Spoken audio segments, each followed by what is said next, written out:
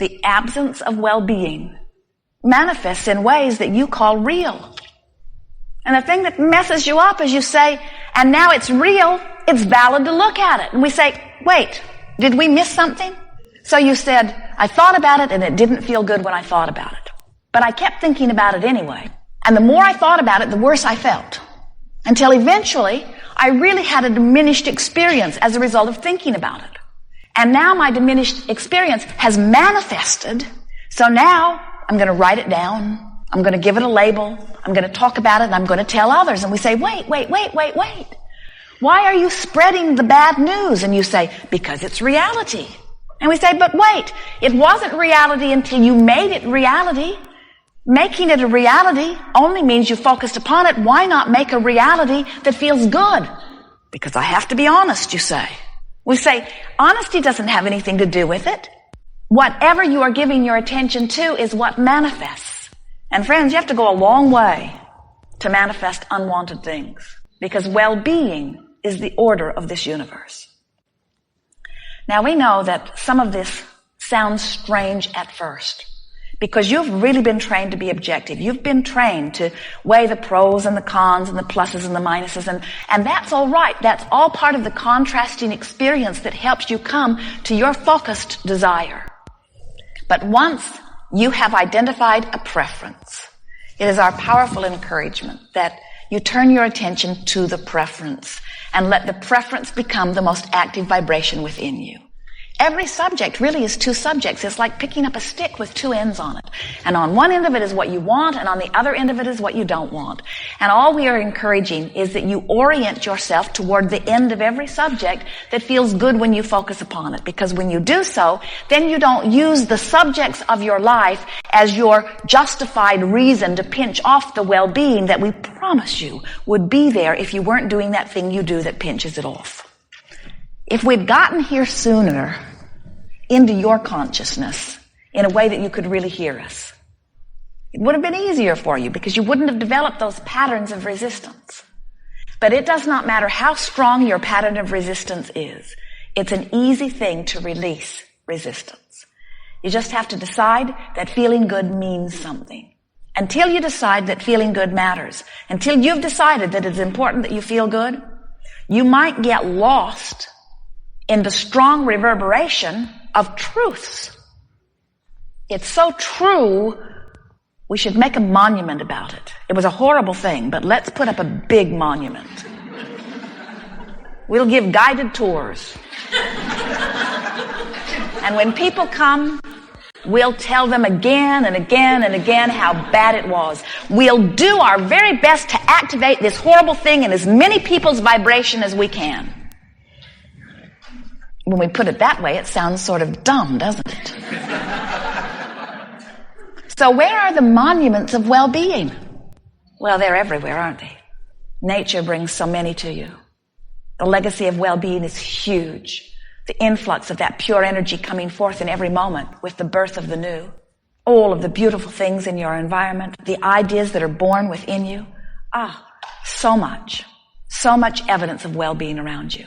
In fact, so much more evidence of well-being around you than evidence of not well-being that you have to look pretty hard. You have to get pretty good at it. You get to be very good scrutinizers. And in large part, we think it is because you feel a need to justify your existence through your hard work. You look around and you see others, and it is a comparative nature that you are born with because you are leading edge creators. The contrast is what helps you to conclude new desire. And when that new desire is born within you, we call it step one. Fresh, new, summoning desire. Summoning because when you ask, it is always given. Summoning desire. And source hearing the calling and answering immediately. It is a marriage made in heaven, literally. And then your only work is to find alignment with your desire. And our message to you is, if you will stop justifying the need for the new desire by beating the drum of where you stand, the new desires will flow so easily into your experience. Sometimes you say, well, I'm not sure easy is so good. A little struggle makes me feel more valuable. We don't get that. We've contemplated it from every angle. We don't get that. When you get in the river, point your canoe in the direction that the current is going. It just makes sense. What do you have to prove by paddling upstream and making it harder? Well, my mother paddled upstream, her mother paddled upstream. It's just what our family does. We paddle upstream. I inherited that tendency. And we say, oh, you picked it up so recently, it's not who you really are. You understand the value of being on the leading edge. You said, I want to be part of this leading edge environment because that is where the action is. That is where the clarity is. That is where the fulfillment is. You didn't say, I'll go forth into the most backward of environment ever.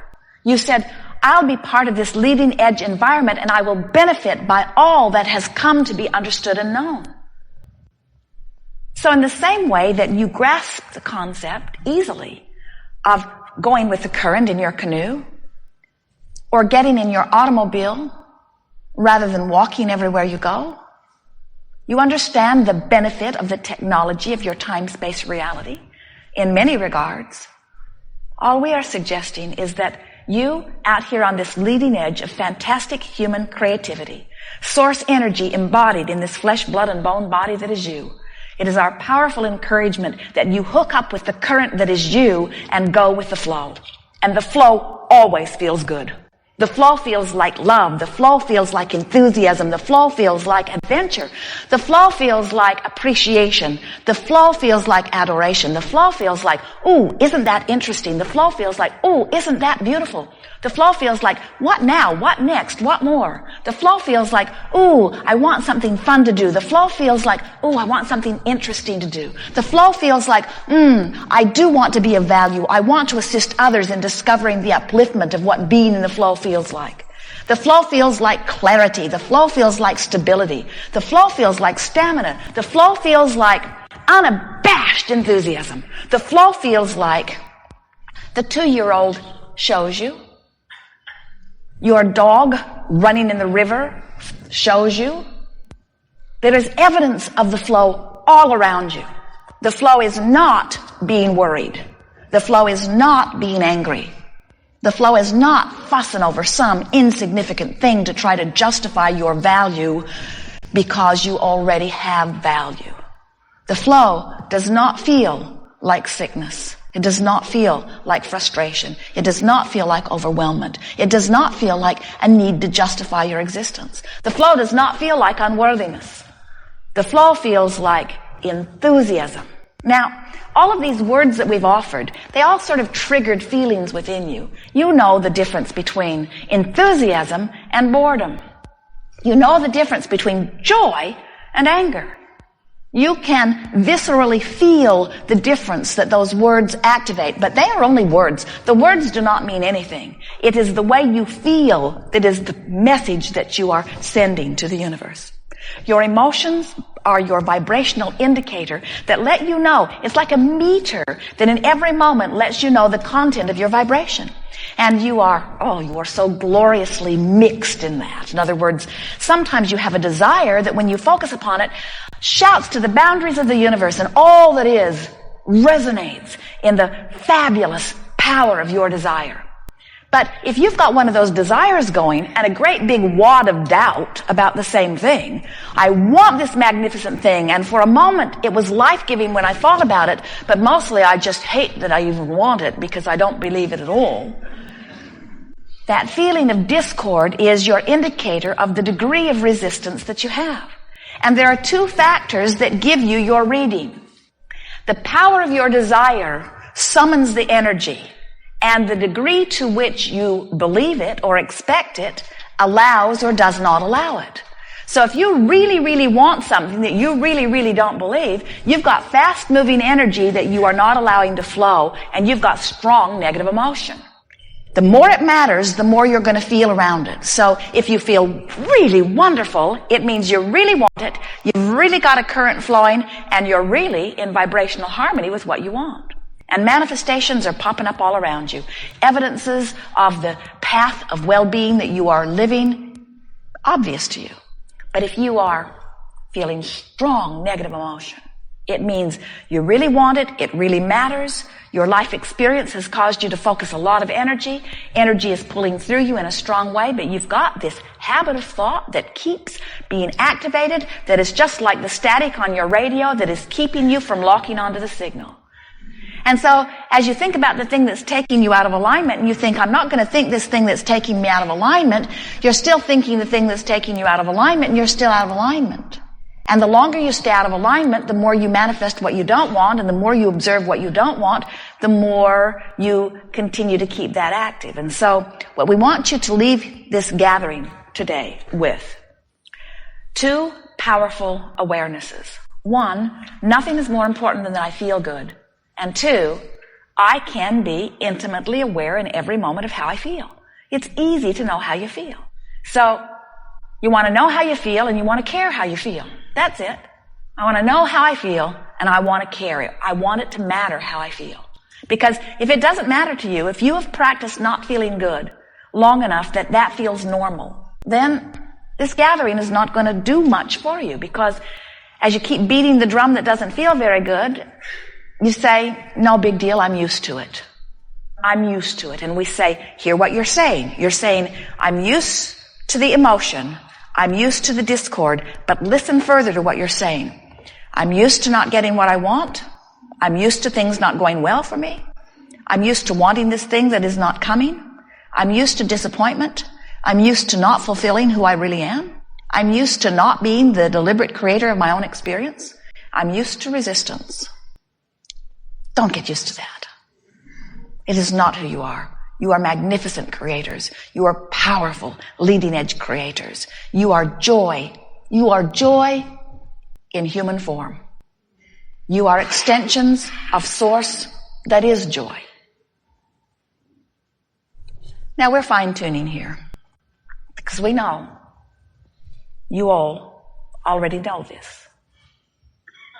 You are teachers in most cases to the very core of your being. You have come forth intending to get in sync with who you really are. We just want to remind you that it is for a different reason than often you conjure as you bang around. Your reason for existence, your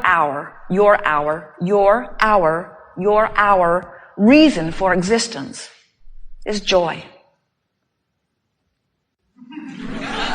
Joy. Why do we do what we do? For the joy of doing it. From our perspective, it is so obvious. But of course, what would be the reason for doing anything other than for the joy of the experience? But then we recall more clearly this joy-based universe, you say. Joy. That's why we do it all. Joy, joy, joy. Well, Abraham, I thought it was for growth. Oh, well, that's a given. We can't help but expand. Too many of us having different experiences. Desire being born constantly, preference being born constantly at a cellular or fantastically developed human level. New preferences being constantly born. That cannot help but be. And Source lovingly, delicately, precisely, and perfectly answering every desire. Oh, it is so good. Growth must be. Expansion must be. You cannot cease to expand. You can't stop wanting. You can't stop getting a new idea. You can't stop enhancing your experience, improving your experience. It cannot be stopped. The entire universe has been moving in this direction eternally. The most you could do to diminish any of that is to pinch off a degree of your joy and not to worry, because if you should do such a silly thing, you would have an immediate, visceral reaction. Would feel like negative emotion to you.